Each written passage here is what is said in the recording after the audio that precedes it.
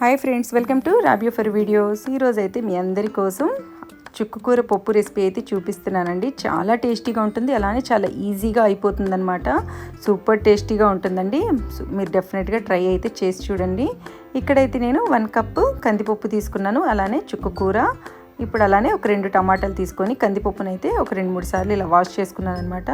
ఇందులోనే ఒక 2 కప్పుల వరకు అయితే వాటర్ వేసుకుంటున్నాను. మీకు సరిపడ వాటర్ చూసుకోండి. కొంతమందికి ఏంటంటే పప్పులో తొందరగా ఉడికిపోతుంది, కొంతమందికి ఏంటంటే ఉడకదు కదా. వాటర్ అయితే చూసుకొని వేసుకోండి. మామూలుగా అయితే 1 కప్పుకి 2 కప్పులు వేసుకుంటారు లెక్క అయితే దేనికైనా సరే. ఇక్కడైతే నేను చుక్కకూర కట్ చేసుకుని పెట్టుకున్నాను. బాగా ఇలా వాష్ చేసుకోవాలంటే ఒక 2-3 సార్లు కాసేపు ఉప్పు వేసి ఉంచేసి, ఆకుకూరలు ఎప్పుడైనా సరే ఉప్పు వేసుకుని ఉంచుకొని తర్వాత కడిగి చూడండి, బ్యాక్టీరియాస్ ఏమైనా ఉన్నా అన్నీ పోతాయి అనమాట. అలానే ఒక 4-5 పచ్చిమిరపకాయలు వేసుకున్నాను. ఎప్పుడైనా సరే ఇలా మనం ఆకుకూరలు పప్పులు ఇలా చేసుకుంటున్నప్పుడు పచ్చిమిరపకాయలు అనేవి ఎక్కువ యాడ్ చేసుకోవాలండి. చాలా టేస్టీగా ఉంటుంది. ఆ ఘాటుతోనే మనకి పప్పులో ఇలా ఏదైనా సరే, ఏ పప్పుకైనా సరే కొంచెం పచ్చిమిరపకాయలు ఎక్కువ వేసుకుంటే మంచి టేస్ట్ వస్తుంది. అలానే టమాటాలు కట్ చేసి పెట్టుకున్నాను కదండి, అవి. అలానే ఒక ఉల్లిపాయను అయితే ఇలా పెద్ద ముక్కలుగా అయితే కట్ చేసుకుని పెట్టుకున్నాను అనమాట. ఇప్పుడు చూడండి, ఇందులోనే కొంచెం పసుపు అండి. అలానే నేనైతే ఇక్కడ ఉప్పు ఇప్పుడే యాడ్ చేసేసుకుంటున్నానండి. చాలామంది ఏంటంటే మొత్తం ఉడికిన తర్వాత యాడ్ చేసుకుంటారు. అలా కాకుండా ఇలా ప్రెషర్ కుక్కర్లో పెడుతున్నాం కాబట్టి ముందుగానే యాడ్ చేసుకోవచ్చు, తొందరగానే ఉడికిపోతుంది, ఏమవ్వదండి. ఇలా మొత్తం మిక్స్ చేసుకొని, మీకు వాటర్ చెప్పాను కదా, చూసుకొని అయితే వేసుకోండి. ఇలా అయితే ఒక 4 విజిల్స్ వచ్చే వరకు అయితే నేను పెట్టేస్తున్నాను అనమాట. స్టవ్ ఆన్ చేసుకొని ప్రెషర్ కుక్కర్ ఒక 4 విజిల్స్ వచ్చే వరకు అయితే ఉడికినిచ్చుకుందాం పప్పు. ఈలోపు మనకు ఉడికిపోతుంది కదండి. చాలా ఈజీగా అయిపోతుందండి. చాలా మంచిది కదా పప్పు అనేది హెల్త్కి. ఇలా ఆకుకూరలు అన్నీ కూడా ఏదో ఒక రకంగా ఉట్టి ఆకుకూరలు అయినా సరే ఇలా కొంచెం పప్పులో వాటిలో యాడ్ చేసుకొని అయితే తీసుకోవాలన్నమాట. చూడండి, 4 విజిల్స్ వచ్చేసి పప్పు అనేది నాకు ఉడికిపోయింది బాగా. సూపర్ టేస్టీ అండి. మనకి చపాతీల్లో అయినా సరే, రైస్లో అయినా సరే, ఎందులోకైనా సరే చాలా బాగుంటుంది అనమాట ఈ పప్పు అనేది.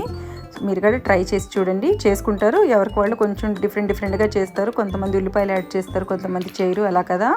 ఇలా యాడ్ చేసి అయితే చేయండి, సూపర్ టేస్టీగా ఉంటుందన్నమాట. ఇలా కొంచెం ఇలా మొత్తం కూడా స్మాష్ చేసుకోవాలి. పప్పు గుత్తి ఏమైనా తీసుకొని స్మాష్ చేసేసుకోండి పప్పును మాత్రం బాగా.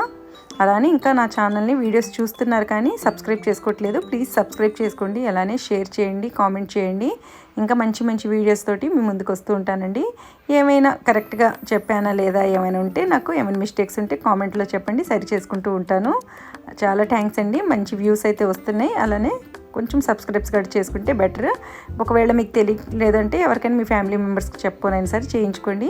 చూడండి, పప్పు అనేది బాగా మనకి స్మాష్ చేసేసుకున్నాను కదా. ఇప్పుడే నేను ఇక్కడ సరిపడ కారం వేసుకుంటున్నాను. నాకు ఇక్కడైతే నేను చిన్న స్పూన్ తోటి ఒక 2 స్పూన్లు వేసుకుంటున్నాను. మీకు కొంచెం కారం ఘాటుగా ఉంటే తక్కువ వేసుకోండి, ఎందుకంటే పచ్చిమిరపకాయలు ఎక్కువ వేసుకుంటున్నారు కాబట్టి కొంచెం కారం చూసుకొని వేసుకోండి. అలానే ఇక్కడ నేను కొంచెం సాంబార్ పౌడర్ వేసుకుంటున్నానండి. సాంబార్ పౌడర్ వేసుకుంటే చాలా టేస్టీగా ఉంటుందండి పప్పు అనేది. జస్ట్ ఇక్కడ నేను ఈ ఆకుకూరల పప్పుకి అని కాదు, ఏ ఆకుకూరతోనైనా సరే చేసుకున్నప్పుడు మీరు కొంచెం సాంబార్ పౌడర్ అనేది యాడ్ చేసుకోండి. సూపర్ టేస్టీగా వస్తుంది, కమ్మగా ఉంటుందండి. మనకి మెస్సుల్లో వాటిలో ఉంటుంది చూడండి పప్పు, అంత మంచి టేస్ట్ వస్తుందన్నమాట. ఇంట్లోనే సూపర్ టేస్టీగా ఉండే పప్పు రెడీ చేసుకొని పిల్లలైతే కొంచెం తినేవాళ్ళు కూడా అన్నం ఎక్కువ తినేస్తారనమాట కడుపు నిండా. ఇక్కడ కొంచెం నేను ఇంకా కొన్ని వాటర్ వేసుకొని అయితే కొంచెం పలచగా చేసుకొని మళ్ళీ కాసేపు అయితే నేను స్టవ్ మీద పెట్టుకొని ఉడకనిచ్చుకుంటాను.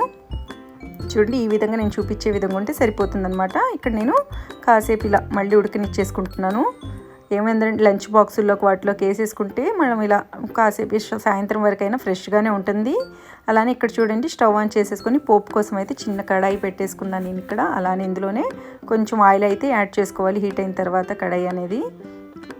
ఇంకా ఏమైనా మిస్టేక్స్ ఏమైనా నేను చెప్తుంటే నాకు కరెక్ట్ చేయండి కామెంట్లో అనేది, ఎందుకంటే మనది కొత్త ఛానల్ కాబట్టి ఏమైనా తప్పు మాట్లాడుతుంటే నాకు కరెక్ట్ చేస్తూ ఉండండి. అలానే సపోర్ట్ చేయండి, మీ సపోర్ట్ అనేది చాలా అవసరం అండి.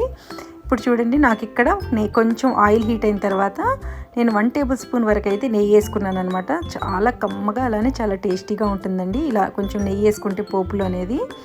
ఇక్కడ నేను నెయ్యి కొంచెం కాగిన తర్వాత ఇందులోనే కొన్ని ఆవాలు వేసుకుంటున్నాను అనమాట. 1 టేబుల్ స్పూన్ ఆవాలు వేసుకొని ఇందులోనే కొంచెం జీలకర్ర కూడా అన్ని పోపు మొత్తం వేసుకోవాలి. పోపు అంటే ఇంకా మామూలుగా అన్నీ తెలిసిందే కాబట్టి ఇక్కడ నేనైతే శనగపప్పు అలాంటివన్నీ కూడా ఎక్కువ ఏమి యాడ్ చేయట్లేదండి. జస్ట్ నేను ఇక్కడ ఆవాలు, కొంచెం జీలకర్ర, అలానే 2 ఎండుమిరపకాయలు కొంచెం ఇలా తెంచేసుకొని అయితే చిన్న ముక్కలుగా కట్ చేసుకొని వేసుకుంటే బాగుంటుందన్నమాట. మంచి టేస్టీగా అనేది అనిపిస్తుంది. ఇలా నెయ్యి యాడ్ చేసుకోండి. అలానే వెల్లుల్లి అయితే నేను ఒక 4-5 రెబ్బల వరకు అయితే ఇలా తీసుకొని చిన్న చిన్న ముక్కలుగా ఇలా కట్ చేసుకుంటే, కొంతమంది ఇలా దంచేసి వేసుకుంటారు. అది పిల్లలు ఏం చేస్తారంటే పక్కన తీసి పెట్టేసుకుంటూ ఉంటారు, తినరు కదా. ఇలా చిన్న చిన్న ముక్కలుగా కట్ చేసుకుంటే వాళ్ళకి తెలియకుండానే ఆ వెల్లుల్లి అనేది తినేస్తారు. అలానే ఒక చిన్న ముక్క ఉల్లిపాయని కూడా నేను ఇలా కట్ చేసుకుని చిన్న చిన్న ముక్కలుగా అది కూడా యాడ్ చేసుకున్నాను అనమాట.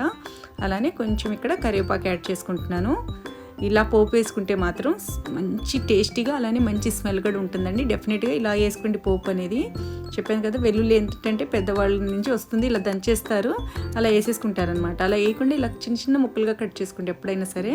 అలానే నేను ఇక్కడ 2 పెరుగు మిర్చీలు ఉంటాయి కదా, అవి కూడా యాడ్ చేస్తున్నాను అనమాట. పెరుగు మిర్చితోటి మంచి టేస్ట్ అనేది వస్తుంది. అలానే మనకి ఇలా మధ్యలో ఇలా నంచుకొని తింటే సూపర్ టేస్టీగా ఉంటుంది కదా.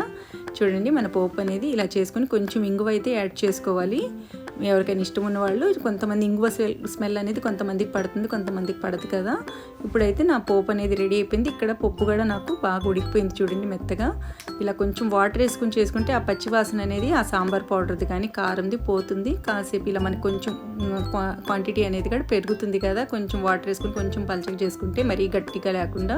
చూడండి, నాకు ఇక్కడ పప్పు ఉడికిపోతుంది. ఒక పక్క నేను ఇలా పోపు పెట్టేసుకున్నాను అనమాట. సూపర్గా ఉంటుందండి. దేనిలోకైనా సరే మనకి పుల్కాల్లో వాటిలో తినేవాళ్ళు కూడా ఈజీగా చేసుకోవచ్చు. చూడండి, ఇక్కడ నేను మొత్తం కూడా ఒక గిన్నెలోకి అయితే తీసి పెట్టేసుకుంటున్నాను అనమాట. సూపర్ టేస్టీ ఉండే మనకి పప్పు అనేది రెడీ అయిపోయింది. ఇందులో ఈ పోపు వేసేసుకుంటే కమ్మగా అన్నం అయితే కడుపు నిండా తినేయొచ్చండి. పిల్లలు కానీ పెద్దవాళ్ళు కానీ అందరు ఇష్టపడతారు కదా పప్పు అలా చేసి పెడితే. మీరు కూడా డెఫినెట్గా ట్రై చేసి మీ ఇంట్లో వాళ్ళకైతే చేసి పెట్టండి. ఎలా ఉంది నా రెసిపీ అనేది నా కామెంట్లో అయితే చెప్పండి. అలానే మీరు కూడా ఇలానే చేసుకుంటారా లేదా అన్నది కూడా నా కామెంట్లో అయితే చెప్పండి. థ్యాంక్ యూ అండి, నా వీడియోస్ని మొత్తం వాచ్ చేస్తున్నారు.